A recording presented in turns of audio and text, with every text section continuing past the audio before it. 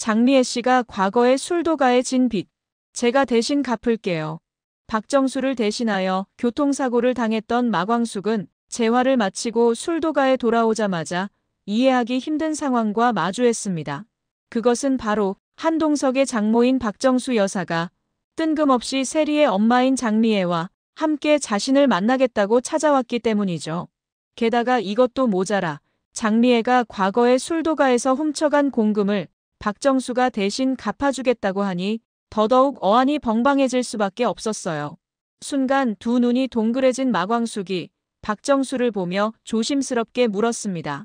여사님이 대신 그 돈을 갚으시겠다고요? 혹시 두 분이 아는 사이신가요? 그 말에 박정수 여사가 살포시 장미애의 손을 붙잡더니 마광숙을 바라보며 충격적인 이야기를 건네는데요. 우연찮은 계기로 친딸을 찾게 된 박정수 여사가 딸의 빚을 대신 갚아주면서 극적으로 한동석과 마광숙의 결혼을 허락하는 이야기를 지금부터 말씀드릴까 합니다. 여사님이랑 연락이 안 된다고요? 마광숙은 한동석으로부터 충격적인 이야기를 전해 듣고 온몸이 얼음처럼 굳어버리고 말았습니다. 박정수가 치매를 앓고 있다는 사실이 순간 머릿속을 스쳤거든요. 하지만 박정수가 마광숙에게 치매 사실을 무조건 함구해달라고 말했기 때문에 한동석에게 이 사실을 말할 수도 없고 그야말로 답답한 심정이었습니다. 회장님, 혹시 여사님이 평소에 즐겨 가시던 곳이 어딘가요? 제가 직접 찾아볼게요. 한동석은 장모의 치매 사실을 전혀 몰랐기 때문에 그저 때가 되면 알아서 돌아오겠거니 안일하게 생각하고 있었어요. 광숙 씨가 직접 나설 필요는 없어요. 곧 연락이 올 거니까 너무 걱정하지 말아요. 결국 마광숙은 박정수에게 무슨 일이 생길 수도 있다는 생각에 약속을 어기고 한동석에게 치매 사실을 말할 수밖에 없었습니다. 사실 지금 여사님이 알츠하이머를 앓고 계세요. 그러니까 빨리 경찰에 신고하고 찾아야 한다고요. 장모님이 알츠하이머를 앓고 계시다고요? 아니 이게 무슨... 알겠어요, 광숙 씨. 지금 당장 경찰에 신고할게요. 한동석과 전화를 끊은 마광숙은 가쁘게 몰아쉬던 숨을 잠시 진정시키고 두뇌를 풀가동하여 박정수가 갈 만한 곳을 생각해봤습니다. 그런데 바로 그때 박정수가 늘 입에 달고 살던 한 사람이 떠올랐어요. 바로 그녀의 딸인 강민서였죠. 그래 맞아. 민서 씨 납골당에 갔을지도 몰라. 결국 허겁지겁 옷을 챙겨 입은 마광숙은 곧바로 차에 올라타서 내비에 저장된 납골당으로 운전대를 돌리는데요. 그녀의 머릿속은 박정수에 대한 걱정으로 가득 차 있었습니다. 박정수에게 딸이 되겠다고 했던 마광숙의 선언은 그저 한동석과의 결혼을 허락받기 위해서가 아니었어요. 딸을 잃은 박정수의 마음에 마광숙이 온전히 감정이입을 하고 또 공감하고 있었기 때문에 건넸던 제안이었습니다. 제발 무사해달라고 간절히 빌면서 거침없이 페달을 밟는 마광숙인데요. 그런데 납골당에 도착하자마자 불이 나게 차에서 내리니 다행히도 납골당 앞에서 멍하니 서 있는 박정수 여사가 가장 먼저 시야에 들어왔습니다. 박정수는 자신에게 걸어오는 마광숙을 보고 그제서야 기억이 돌아왔는지 꽤나 당황한 표정을 지었어요. 그 모습에 안도의 한숨을 내쉬고 박정수 쪽으로 환하게 웃으면서 다가가는 마광숙인데요. 치매 증상이 발현되어 납골당까지 찾아왔다는 사실에 멘탈이 완전히 무너졌는지 박정수 여사는 옆쪽에서 달려오는 차를 미처 신경 쓰지 못한 채 계속 차량 쪽으로 걸어가고 있었죠. 그런데 그때였습니다. 안 돼요, 여사님. 순간 위기를 감지한 마광숙이 박정수를 구하기 위해 망설임 없이 자신의 몸을 던졌어요. 덕분에 박정수는 간신히 차량과의 충돌을 피했지만 정작 마광숙은 미처 차량을 피하지 못하고 땅바닥에 피를 흘리며 쓰러지고 말았습니다. 피범벅이 된 마광숙을 바라보며 그제야 상황의 심각성을 깨달은 듯 입을 다물지 못하는 박정수. 광숙씨, 눈 좀 떠봐요, 광숙씨. 김기사, 당장 119 불러. 지금 당장. 비명을 지르듯 외치는 박정수의 목소리엔 공포와 죄책감이 뒤섞여 있었어요. 딸과 비슷한 나이대의 마광숙이 자신을 구하기 위해 주저없이 몸을 던졌다는 사실에 박정수는 딸 강민서를 떠나보냈던 그 뼈아픈 기억이 되살아나며 입술을 떨며 말조차 잇지 못했습니다. 광숙 씨, 미안해요. 나 때문에. 제발 정신 좀 차려봐요. 자신을 위해 몸을 던진 마광숙을 보면서 딸이 되드리겠다고 했던 마광숙의 말이 그제서야 거짓이 아니었음을 깨닫는 박정수인데요. 뒤늦게 병원으로 달려온 한동석은 담당 의사로부터 마광숙의 생명이 위독하다는 이야기를 전해 듣고 망연자실해하는 모습이었어요. 그는 마광숙이 박정수를 찾기 위해 납골당에 갔다가 불의의 사고를 당했다는 사실에 심기가 매우 불편한 상태였습니다. 장모님, 알츠하이머를 앓고 계셨으면 저한테 먼저 말씀을 해주셨어야죠.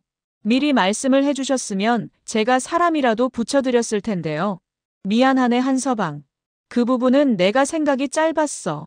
한동석은 마음 같아서는 더 심한 말이라도 내뱉고 싶었지만 모진 시집살이로 세상을 떠난 전처를 생각하면서 그 마음을 가까스로 눌러 담을 수 있었습니다. 하지만 뒤늦게 달려온 공주실은 멀쩡한 박정수를 보자마자 절규하듯 분노를 터뜨렸어요. 당신 때문이야. 당신이 우리 광숙이를 이렇게 만든 거라고. 자신을 구하려다 다친 마광숙의 얼굴이 떠올라 박정수는 어떤 반박도 하지 못한 채 묵묵히 고개를 떨굴 수밖에 없었죠. 바로 그 순간 장미애가 절망이 감도는 응급실 쪽으로 성큼성큼 걸어왔습니다. 마광숙은 오강수에게 거의 친누나나 다름이 없는 사람이었기 때문에 그녀도 사고 소식을 듣자마자 한 걸음에 달려온 건데요. 그런데 박정수는 장미애를 보자마자 가슴 깊숙한 곳에서 설명할 수 없는 이상한 감정에 사로잡혔습니다. 마치 어디선가 본 적이 있는 듯한 아주 익숙한 느낌이었죠. 그녀는 조심스럽게 한동석에게 다가가 장미애가 들을 수 없도록 작은 목소리로 속삭였습니다. 저 여자는 누구인가? 그 말에 한동석은 고개를 살짝 갸우뚱하며 대답했어요. 신라주조 독고탁 사장의 아내분입니다. 이때까지만 해도 박정수는 그저 장미애를 보고 이상한 감정만 느꼈을 뿐 더 이상의 행동을 취하지는 않는데요. 하지만 때마침 마광숙과 혈액형이 같아서 급하게 수혈을 마치고 온 장미애가 팔을 걷어붙이고 지혈을 하고 있는 모습을 보고 순간 엄청난 충격을 받게 됩니다. 장미애가 지혈을 하고 있는 팔 안쪽에 자신이 알고 있는 사람과 똑같은 흉터가 있었기 때문이죠. 그 사람은 바로 박정수의 친딸이었는데요. 박정수가 고이 간직하고 있던 흑백 사진 속 남자는 알고 보니 박정수의 첫사랑이었던 것입니다. 사진 속 남자의 아이를 출산하고 남자와 결혼까지 생각했지만 집안의 강력한 반대로 결국 아이를 남자에게 맡긴 채 돈 많은 다른 남자와 결혼할 수밖에 없었던 거예요. 결혼한 이후에도 남자와 딸의 모습을 종종 봤지만 남편에게 이 사실이 발각되면서 두 번 다시 남자와 딸을 만나지 않겠다고 약속했고 그 이후로 영영 딸을 보지 못했던 것이죠. 장미애의 팔에 있는 흉터를 보자마자 순간 가슴이 철렁 내려앉은 박정수는 결국 한동석에게 장미애의 연락처를 물었고 그녀와 단둘이 만남을 갖게 됩니다. 뜬금없이 한동석의 장모라는 박정수 여사가 자신을 직접 만나고 싶다는 말을 전해오자 어안이 벙벙해진 상태로 약속 장소에 나가는 장미애인데요. 차분한 표정으로 자리에 앉긴 했지만 그녀의 마음속은 어리둥절함과 경계심이 뒤섞여 있었습니다. 침묵이 감돌던 두 사람의 대화에서 박정수가 먼저 조심스럽게 입을 열었어요. 제 연락받고 많이 당황했죠? 다름이 아니라 오늘 제가 장미애 씨를 보자고 한 건 장미애 씨한테 몇 가지 물어보고 싶은 것이 있어서예요. 예상치 못한 박정수의 말에 장미애는 순간 눈썹을 살짝 찌푸리며 의아한 표정으로 되물었습니다. 저한테 물어보고 싶은 게 있으시다고요? 평생 동안 체면을 중요시하며 살아왔던 박정수는 대뜸 장미애에게 유년 시절을 물어봤다가 혹여나 자신의 친딸이 아니라 전혀 다른 사람이면 어쩌나 잠시 망설이는 모습이었습니다. 하지만 알츠하이머를 앓고 있는 그녀에게 이제 남아있는 시간이 얼마 없었어요. 40년 동안 보지 못한 딸을 찾을 수 있다면 이보다 더한 것도 감내할 각오가 되어 있었죠. 사실 미애 씨가 제가 아는 사람이랑 많이 닮은 것 같아서요. 미애 씨 어렸을 때 이야기가 궁금해요. 혹시 어렸을 때 어디서 자랐나요? 순간 장미애는 불쾌함이 스쳐 지나간 표정을 지으며 천천히 고개를 저었습니다. 잘 알지도 못하는 분이 대뜸 제 과거에 대해서 물어보시니 솔직히 조금 당황스럽습니다. 지극히 사적인 이야기라서 여사님께 말씀드리기가 어려울 것 같네요. 이만 일어나겠습니다. 그 말에 박정수 여사가 일어나는 장미애를 붙잡고 다시 한번 물었어요. 그럼 이거 하나만 대답해줘요. 혹시 아버지 밑에서 자랐나요? 그 질문을 들은 장미애는 얼굴에서 온기가 빠져나간 듯 싸늘한 표정으로 천천히 시선을 내리깔며 대답했습니다. 저는 고아원에서 자랐습니다. 대답이 됐을까요? 아빠와 단둘이 살았다는 대답을 기대했던 박정수는 그 말에 두 눈이 크게 흔들렸습니다. 장미애가 떠나간 자리에서 그녀는 혼잣말로 속삭였어요. 역시 그 애가 아닌 건가. 하지만 그 순간 장미애의 팔에 있던 흉터가 다시금 박정수의 머릿속을 스쳤습니다.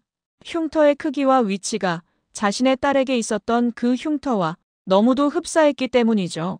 결국 고민에 고민을 거듭한 끝에 유전자 검사를 해보기로 다짐한 박정수는 장미애가 입을 댔던 컵을 조심스럽게 핸드백 속에 챙기고 자신의 머리카락과 함께 유전자 검사를 의뢰하는데요. 다음 날 박정수는 마광숙이 의식을 회복했다는 이야기를 듣고 곧바로 병원으로 달려갔습니다. 광숙 씨, 나는 이제 살 만큼 산 사람이에요. 아직 살 날이 많은 사람이 그렇게 무모하게 달려들면 어떡해요. 광숙 씨 잘못됐으면 한서방이랑 평생 동안 척질 뻔했다고요. 앞으로 다시는 그런 행동하지 말아요. 그 말에 마광숙은 환하게 웃으면서 박정수의 손을 잡았습니다. 저는 그때의 제 선택 전혀 후회하지 않아요. 지금 다시 그때로 돌아간다고 해도 똑같이 여사님을 구할 거예요. 딸이 되드리겠다고 했던 제 말, 이제 진심이라는 거 아시겠죠? 자신을 위해 목숨까지 내던졌던 사람의 진심은 박정수 본인 스스로가 가장 잘 알고 있었습니다. 흐뭇한 미소를 지으면서 마광숙의 손을 잡는 걸로 대답을 대신하는 박정수인데요.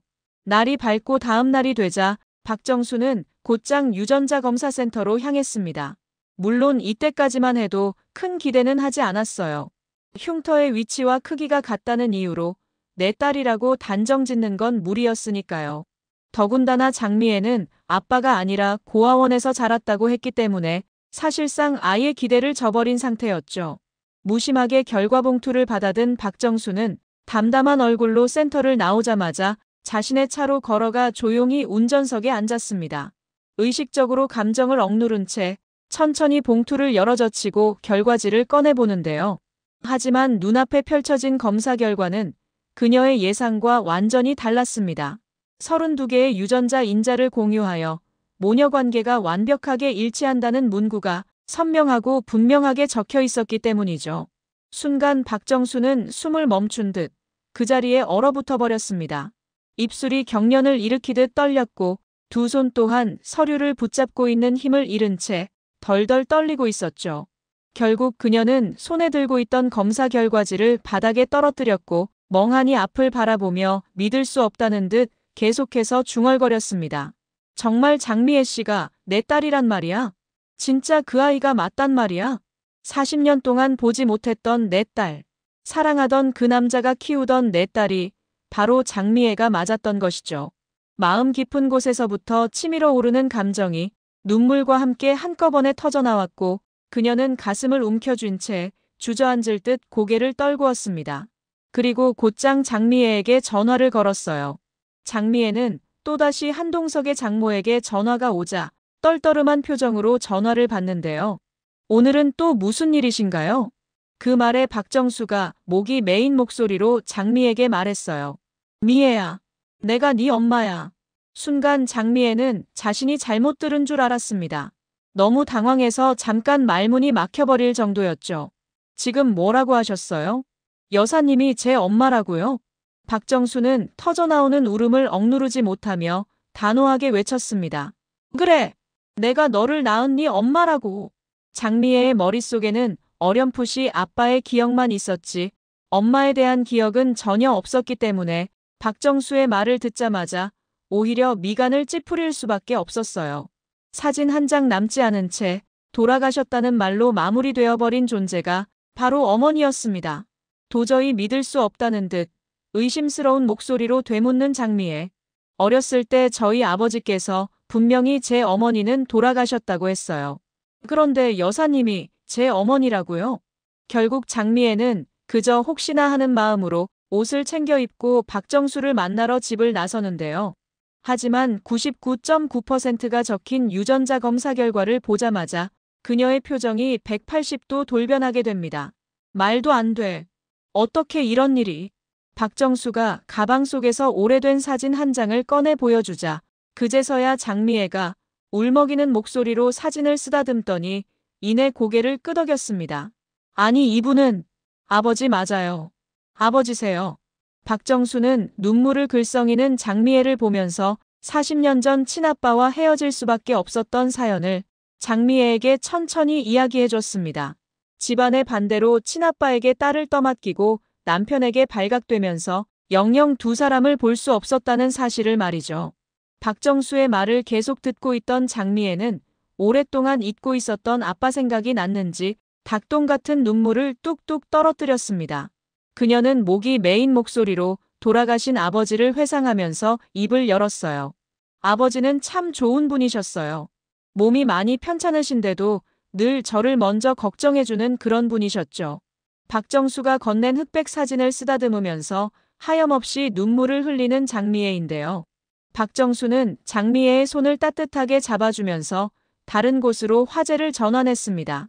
저번에 마광숙 씨 병문안을 왔던데 술도가 마광숙 씨랑은 어떻게 아는 거야? 제가 술도가에 큰 빚을 졌어요.